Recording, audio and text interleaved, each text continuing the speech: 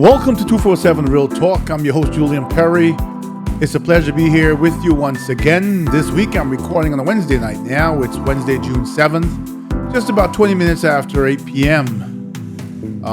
This week I'm going to be talking a bit about a subject that I've dealt with a few times, but it's upcoming again, and that is student loans.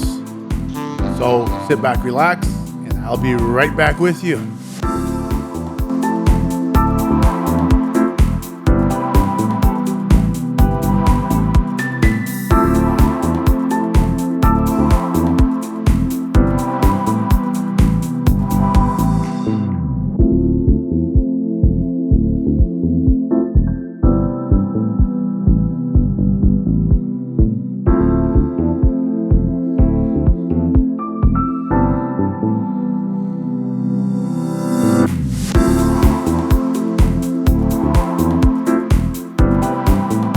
So welcome once again to the 247 Real Talk podcast. As I mentioned before, I'm your host, Julian Perry.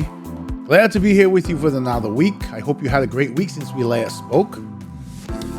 Before I get into the topic of this episode, which I keep saying short episodes, and I try to keep them shorter and shorter, but they seem to take on a life of their own. It's June 7th, and I just wanted to talk a little bit about what we were experiencing in New York today, especially.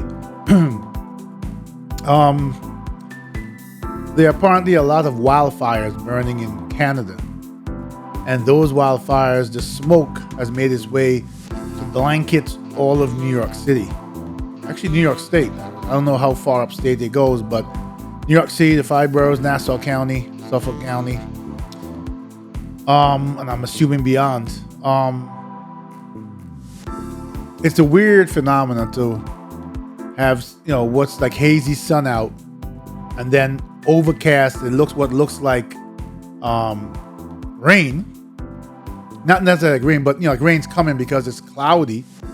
But then when you look at the sky, you realize it's not clouds. There's no delineation of anything. It's this hazy, yellowish, grayish. I don't know what to call it, but that type of cloud, a smoke cloud. And then you go outside. Well, not before, even before you go outside. In my building today, I guess because of how buildings vent with the air from the outside, you start to smell the burning, the smoke, in the building. I'm clearing my throat a bit because I have allergies, and having to go out that today and walk to my train and be outdoors, even though I had my mask on, I find that I've got the itchy throat tonight, which is likely a result of that. I also saw the way the sun was in the sky. It's like a bright red sun trying to burn through smoke. It was a really eerie looking sun. I'm hoping that the wildfires, that the smoke is there's nothing really damaging in there, because it was we were completely blanketed, and I would assume that people with health issues, allergy issues like myself, and health issues will or could experience effects, after this is over. I think they said it's supposed to be bad, because I just came inside maybe 20 minutes ago, and it was still pretty bad outside. You step out the door, you can smell the smoke, the burning smoke. And it's supposed to go all the way through. I think the warning's all the way through to tomorrow afternoon. It's amazing how we have these opportunities to do work from home. And, this would have been a prime situation where, to protect the health of people, there should have been an order issued for as many people to work from home as they could, but it wasn't, right? We wonder how much people really think about our health, our well-being, as we go back and forth to our jobs and about our business. Anyway, on to the topic of the evening, or topic of the episode. So what prompted me to come back to this issue, and I've dealt with this a few times in my podcast, was the debt ceiling, the deal that was signed to raise the debt ceiling that the president signed into law. I don't know if that deal is probably not law. I don't know if they call it law or into being, so to speak, because it's something that expires. Nevertheless, one of the concessions he had to make was that he could no longer um, extend the moratorium on student loans. Many people may see that as a small concession, but it's not. Last I checked, we had somewhere around 45 million people with student loans. I know a lot of people have received um, public service loan forgiveness. There was an open enrollment period where they sort of extended what public service loan forgiveness meant, and a lot of people who have spent a lot of years working in government and paying parts of their loans or whatever were eligible, and that's a great thing. But there are other fundamental flaws of this whole student loan system that I've spoken about, and I've decided to bring it back now because we were in June, but the moratorium ends, I think, August 30th. So September, whether you can afford it or not, if your loans weren't forgiven, if they weren't reduced or whatever, regardless, you're back to paying student loans. Many of you for educations that, or an education, or in some cases multiple, right? Multiple degrees that didn't pan out to be worth the paper it's printed on. I remember, I forgot his name now, forgive me, but I did interview a libertarian gubernatorial candidate of New York. I think he ran in 2018, and he brought up an interesting formula or interesting approach that I've been pushing ever since. And that is to start to hold universities accountable, for the degrees that they issue. So sort of do there's so many universities out there, right? They're popping out the woodwork. Many of them are fraud universities, where they turn out to be garbage. Many of them take the money and they're able to meet the qualifications to get the to be qualified so that students can get federal student loans, and then they get a degree that's non-competitive, and in many cases they didn't learn that much. The students didn't learn that much. I remember when I was in college, there are a few professors that everyone liked, and in hindsight, it was not a good thing. Everyone liked them because they used to what they call curve the grade, right? Now, if you're teaching students about a subject and you have to sort of curve the grade because your A student who's getting the highest marks is getting the 60s. So you have to curve the grade so that 60s is now equal to an A. Something is wrong. There are a lot of universities out there, like I said, that are run like businesses, and it is a business, but it's not education first. So the ideology behind the change would be, one of the things would be, universities are required to have placement departments. Make it a responsibility of theirs to create relationships with the business industry, both government and private, because both government and private are looking for good employees. You have people that are retiring every day of the year. There's always a need for some good talent in the public or private sector. And put it in their responsibility with a student, as long as the student keeps up their part of the bargain of a certain GPA, then the university has a responsibility of, at least for the first time, placing that student at least to an interview, and keep with them like how a sort of headhunter would do type of thing, and keep with them until they are placed. If you find that it is the student's attitude, then you would have mechanisms in there to say, we've put this best effort forward, and this is on the student.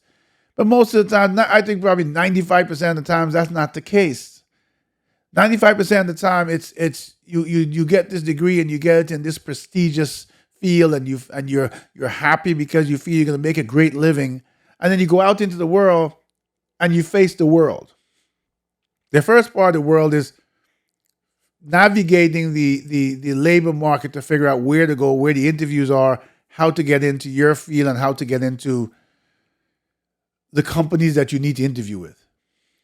And the second challenge is, if you are a minority, and whether you like to hear me say it or not, those of you who are realists are okay and comfortable with me talking about systemic racism, systemic prejudice, a situation where you walk into a company as a person of color, probably maybe the most brilliant person in the room, when you walk out without the job. not because of the quality of your interview, not because of the level of your knowledge and expertise, but because of the color of your skin. So that's one challenge that some people deal with. The other challenge that people deal with is universities don't do, I don't think they do any market studies. So they're so interested in grabbing money that you have a lot of students coming out into fields that are very heavily saturated. Now that's not a fault of a university if someone chooses to do, to study a particular field. But there has to be some way to balance the fact that they have to pay back these student loans with the fact that they're showing every effort forward and this is the job I'm getting. If I come out with a degree that costs me $300,000 and maybe I'm hit with one or two or three of those scenarios, and I'm getting the job that's paying me $80,000 a year, how can I pay my student loans? There's some people who've been, I don't want to say lucky, but fortunate enough in the sense that they have parents who they can live with. I mean, there's a whole lot of social dynamic of that, right? Because in many cases, if you put your head down, you really study and you're studying some subjects, when you get out of college, there's a short window before, if you want to start a family and have all the other things in life that if that's your desire, then you're sort of in that age where you need to be out there to find the right person, to form a relationship, to have a family, to have kids. Living at home with mommy and daddy, that's kind of hard to do. Maybe the dating part is not so much, and maybe it can be depending on the parents you have. But what comes after that? If you don't have that option, if you've been living on your own and you graduate and now you want to move, not necessarily on up, but you want to move up a little bit, right? Maybe you've been living in the really dire circumstances. Maybe you've had roommates living in a less than desirable neighborhood and you want to get your own place. You can't do that because once those student loans kick in and you don't have the job to pay for it, you've got to pay for transportation. Let's think about this for a second. You've got to get up in the morning and have something to eat. And let's be honest, if you want to be healthy, it needs to be something substantial.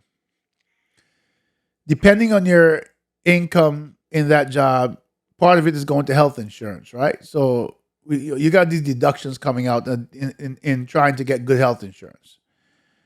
You have to dress appropriately. Some places you have to wear, like I go to work every day in a suit and tie. Our day Friday is a dress down day. I still have slacks and a shirt and a blazer on, right? So you have to have some level of clothing, and you can't have just one. Shoes, things that wear out. You have to have maybe at least two pairs of shoes.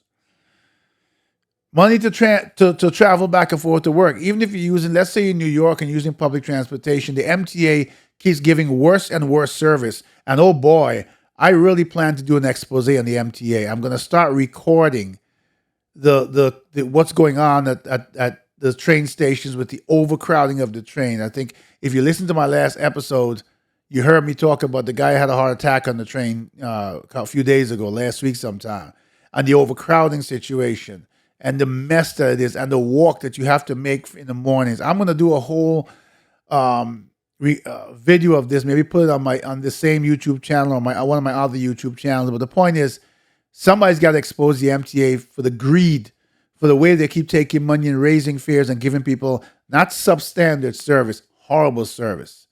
Today is Wednesday, Monday and Tuesday. After all of this new system and better efficiency, both Monday and today was the first day of the week, Wednesday, that we got a train at 5 something in the morning that wasn't crowded. Because Monday and Tuesday, they announced that the train was short 2 cars. Really? I mean, they get away with everything. Every morning I go to the train station. For the last 5 working days or 7 working days, only one day has the escalator been working at my train station to go up to get the train in the morning.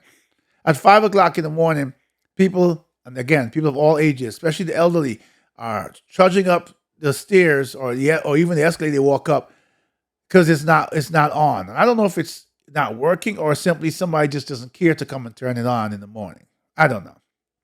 But that's the service we're getting. So anyway, I digress because what's going on with the MTA now, is really making me upset. And I think that they know that people are so busy in the struggle of survival that if they simply don't improve service and they leave it long enough, most people just accept it and shrug their shoulders.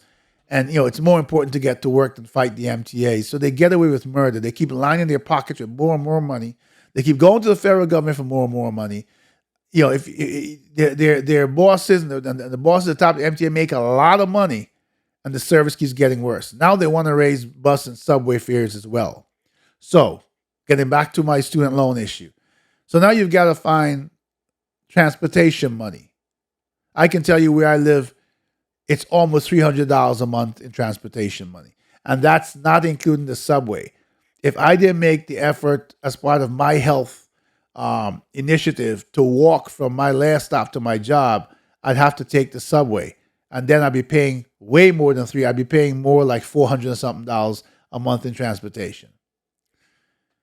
We've got electricity bills that are going out the roof. We've got electricity bill that, when I looked at the last few bills, if you're paying $300 in electricity bill, 140 something of it is electricity you used, and 150 something, almost 160, is delivery charges, delivery tax, fees, all sorts of crap in there that has nothing to do with the electricity you use. So you're almost paying 50% of your bill is fees and 50% is what you use. That can't be right. That can't be fair. But you have no choice. You have to have electricity, right? If you have a vehicle, depending on where you live, you need a vehicle, you've got to pay insurance, which is high in New York at least. You've got to pay for gas. And if you couldn't buy a new one, you've got to pay for maintenance. If you bought a new one, you've got to pay a car payment or a lease, right? You haven't eaten. You don't have a social life yet. You haven't eaten. You've had breakfast. You haven't had lunch. You haven't had dinner, and you don't have a social life yet. So when you come out and you make $80,000 a year even, and you did a degree that where if they were paying you what you're worth, even at entry level, you should probably be getting 100 and something, but you're not getting it. Then here comes the education man knocking at the door, the student loan man. You need to pay me back. And this is not a private bank. This is the federal government, the same body that we elect that's supposed to be by the people, for the people, to create systems and mechanisms to help us. Student loan people who owe student loans can't get help because we have a distinctive divide as the rest of this country and everything else, Republicans versus Democrats. Democrats want to, make it easier for student loans. Republicans are saying, you took the money, you have to pay it back. Why did you take the money if you didn't mean to pay it back? I'm saying it that way because there was a specific lawmaker that said that. And I think it was more than one. I'm going to say to them, and I don't know if they hear this podcast, but maybe one day it'll grow enough and you guys are shared enough and it'll reach the audience, the larger audience that is having this conversation so they can hear it. There's always a percentage of anomaly, right? But I would say almost no one goes into $300,000 education debt with the intention of not paying it back. No one takes student loans generally. I said generally because I've heard of new instances where people need student loans. So they're taking out student loans now. They're taking out the max. They're paying for their education that semester, and then they're taking the balance and they're investing it. And that may be the wisest way of being able to pay your student loans right now, because they're investing it and making money on the federal government's money, so they'll have enough money to pay back the federal government. But that's relatively new, I believe. And so for the most part, no one is taking out student loans and saying, "Oh, I'm gonna go and get this amazing." Because remember, if you take $300,000 student loans, that is geared towards a certain type of degree, right? The average bachelor's, general bachelor's, or whatever they call it, doesn't cost anywhere near that. So you're going into a field that has a certain expertise. You study, you work hard, you get there, and you can't get the money that you need. You can't. There are doctors like that, right? Because people who don't pay attention to these things don't understand, for instance, that you have people who graduate in medicine, and then they have to get a residency.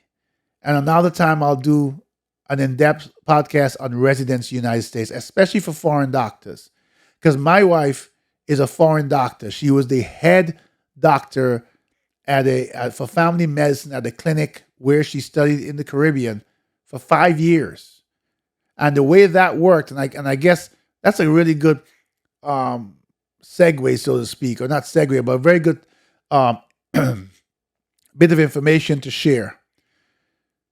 She in the Caribbean got a scholarship from the government. Now, these we're talking about countries in the Caribbean that are in South America. She was actually in South America that don't have a fraction of the wealth of the United States. And basically, where she was, they sent her to study medicine. Of course, she had to keep up certain grades. She had to pass everything. She had to pass all the boards and go in front of councils, whatever was required. She had to do her residency at their hospital. And the deal was she got a scholarship. We send you to study. You come back. You work for us with a paid salary for 5 years. So she had to work for 5 years for the government, and they had her as the head of this clinic in a certain region as the head doctor. She did her 5 years, so she paid her debt. So she's free. She doesn't have any student loans where that's concerned. And she comes here all happy and all excited about becoming a doctor here, about continuing. She's already a doctor. It's a long story and not for this episode, but I learned so much in her journey. And by the way, she doesn't practice medicine here now. Someone who studies medicine in the United States has a big challenge when they come out, even though we need doctors and we need people in the medical field to get residency, and you're required to get residency with a hospital. And then, what I found out further is that the whole 100% of residencies that are given, I think it's something that only 8% are given to foreign doctors. But there are many foreign doctors that come here, whether it be through relationships, marriage, whatever the case may be. And the majority of them, as brilliant as many of them are, just like a doctor studied here, they're doing jobs that are completely outside. They might be still doing a job in the medical field, but completely outside of their expertise, the sacrifice they made for so many years in their lives, and in a field where this country and any country in the world can benefit from someone with medical knowledge, right? As a doctor, we need doctors. So, that was just one part of, the education system, because like I said, many of these people come out, they're specialized in something really. I think I heard about someone who specialized in something, and her father was telling me she had like $400 and something thousand in student loans, and she got a job for $80,000.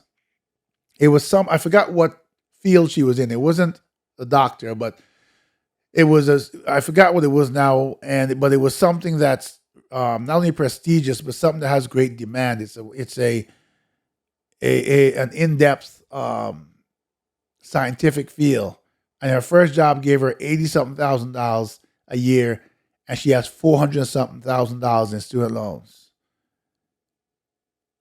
And we need to look at not only the impact on those who have those student loans, whose lives come September of this year will be completely disrupted. We need to look at how many people were hoping for debt forgiveness or something because they've done their all. They're still not earning the income that they need. But they managed it somewhere along the years to buy a home, and now owning their home and paying their mortgage might be in jeopardy. Their whole credit situation may crumble because they may have to stop paying all their creditors to pay their student loans. The vehicle that they need for transportation, they may have to somehow, they will probably default on the car payment or the lease payment. This is going to happen in the millions. These are not fictitious, stories I made. This is, if you look enough and research this issue, if not, there are a lot of people who talk about selling their house and moving back in with their parents, husband and wife. So there's something really wrong with the system, and the regret I'm seeing in this whole process is from the beginning of COVID to now, when started with President Trump, when we had the moratorium, and then President Biden took it over and extended it. That is time. That was time that could have been used to really have someone pay attention to this and re-engineer it at least to give people a fighting chance. The income debt repayment, the income they call income driven repayment program. Last I checked, and I have to check again to see if anything changed, doesn't take if you pay a mortgage into consideration. Doesn't have you provide the last 12 months of electricity bill to do an average as an allowance. But transportation, where you work, how you get to work, where you live. The fact of the matter is, whether you had student loans or not, these things must be considered because they're a part of survival. They are part. You living somewhere and having electricity and having heat is a part of survival. You having a home and paying a mortgage, or you living in an apartment and paying a rent, is part of survival. It cannot be treated as if we don't care. Our formula is just based on a general formula or on how much you make. You and I can make $80,000 a year, but my bills can look a lot different from yours, and both of us can have legitimate bills. Housing in New York, I keep from New York because I live here. Housing in New York is so expensive. Then how does an income-driven repayment program that governs federal student loans across the country account for the cost of living, of housing, of having a roof over your head in New York? Or in any other state, Los Angeles, in California, any other place where rents are high. A guy who's living in maybe Ohio who's paying $800 in rent, and I'm saying it because I had a friend who once lived there. I don't know if this is the same, for a whole house, versus a guy who's in New York who's paying $2,000 for a studio, not even in the greatest neighborhood. How could the same algorithm apply? There was a lost opportunity in the amount of time I feel. I mean, there were things that were done. Don't get me wrong. Like I said, they revamped certain parts of the public service loan forgiveness. But there's been a lot of people talking about income-driven repayments, and it needs to be revisited. It needs to be dealt with. The universities, as I mentioned early in this podcast, need to be held accountable. If you start holding universities accountable, there are those that have the legitimate universities that have a bank account that will survive, and then there are those that are fly by night trying to make money that will perish. Because to me, it needs to come down to, if I am going to university and I take up federal student loans, there needs to be certain requirements on me and the university. And when I fill out that request for student loans, that money needs to be promised to the university as sort of an IOU from the federal government.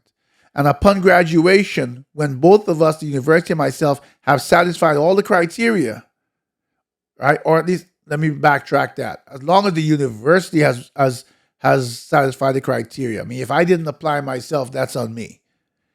But then if I didn't apply myself, I shouldn't be allowed to get federal student loans. Think about it.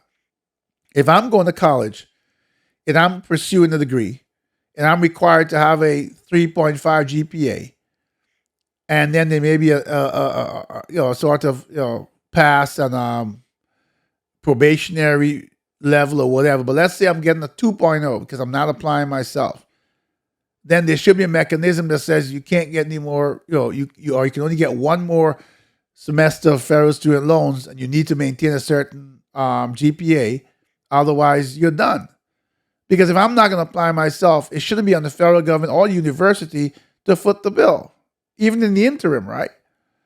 I mean, there may be many reasons why I'm failing. All may not be academic. I may have a situation at home or whatever, but that has its own. We have to have mechanisms to deal with that are social mechanisms and not part of this immediate conversation about student loans.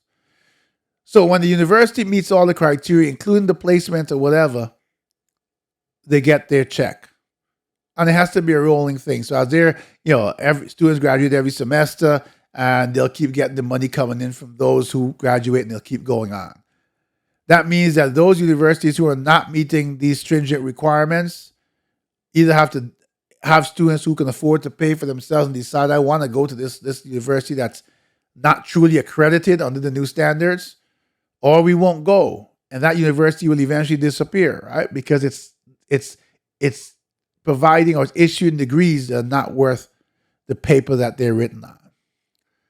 I'm gonna deal with this student loan issue several more times because there's a lot more to talk about. And despite my constant effort to keep the episode short, I'm on about 30 minutes now. But I'm saying this because whether you have student loans or not, you need to be part of this conversation. You need to think about others. We need to think about others and the struggles they have, not only in student loans, but everything I talk about on this podcast. And relevant to this conversation, we need to understand how it impacts our fellow brothers and sisters. We need to understand the true dynamic of our world and our country and how it affects people of color. The fact that there's a disproportionate effect. We need to understand how it affects women who make up a good percentage too of the people who are going to be oppressed come September with the student loan burden on their shoulders. I know there's a big fight. I know that we're waiting on Supreme Court to rule on Biden's the other part of his student loan debt forgiveness, and even that 20 or 10 or $20,000 may help a few people, but those who went ahead and indulged their minds and their time, and they got a degree that's something that really should be earning more, but it's not, and they have those $300,000 dollar student loans. $10,000 or $20,000 really is not going to make much difference in the payments that they're going to have to come up with every month. We keep looking at different topics, and it's the same story over and over again. The system of electing officials by the people who work for the people is failing miserably. We're sitting in a movie theater and watching Republicans and Democrats fight each other based on their issues, their greed, their dislike, their racism, their prejudice, their hatred. One side doesn't like the other. This congressman doesn't like this senator. We're watching them play out their own soap opera. And it's like we're in a movie theater watching us, but we who are sitting in the seats, in the pews, as the audience, don't matter to them. Once we elected them and they got where they are now, they ceased to care about us. They ceased to recognize that they are there because of us. I think there's one or two, I think it was a congresswoman or two congress persons who came up with a bill that they want to get passed as the law that says, I think it had to do at the time with the debt ceiling crisis, that if Congress doesn't do its job, they don't get paid. And that's probably the most logical bill I ever heard of, because if you and I don't go to work and do our job, we don't get paid. We don't get paid to fail. Yet we make sure that Congress is well taken care of and the senators and the whole U.S. government is well taken care of, even when they fail. So for all of you who don't have the student loan burden, I want you to still consider yourselves a part of the united conversation for change. And I want you to try to spend a little bit of time researching the issue and helping to join the conversation, helping to make the conversation louder, and helping it to use it as part of we have upcoming elections, of making the criteria for who we really decide gets to sit in the House of Representatives and the Senate to make decisions about our lives. The minute government sees that people are united for causes and for life challenges, and not this political ideology and socioeconomic separation or supremacy, as soon as they recognize that they can lose their jobs, and they do because they didn't do the right thing, and there's a threat of people not standing for it, as soon as they recognize that when we cast our vote, it really has value, not just getting them there, but keeping them there, then their attitude towards us will change. Until then, we're fighting a battle that they know we can't win. Because when it's necessary, Congress, with the House of Representatives, the Senate, they stand together as one when necessary. And they look at us, the people, 300 million people who can't get it together. We'll talk more about this issue in the upcoming months as we get closer to the deadline. But right now, that's all I'm going to say about student loans. That's all I'm going to say for the podcast this week. I encourage you, please go to my YouTube channel. It's 247 Real Talk Podcast. Share the episodes, subscribe. I'm trying to build a platform and an audience so the message can get louder. I'm putting in the work, but I can't do it alone. I need your help. Share it. Encourage your friends and family to share it as well, to listen to the topics, to become engaged, and please hit that subscribe button. It's been a pleasure to be with you once again this week.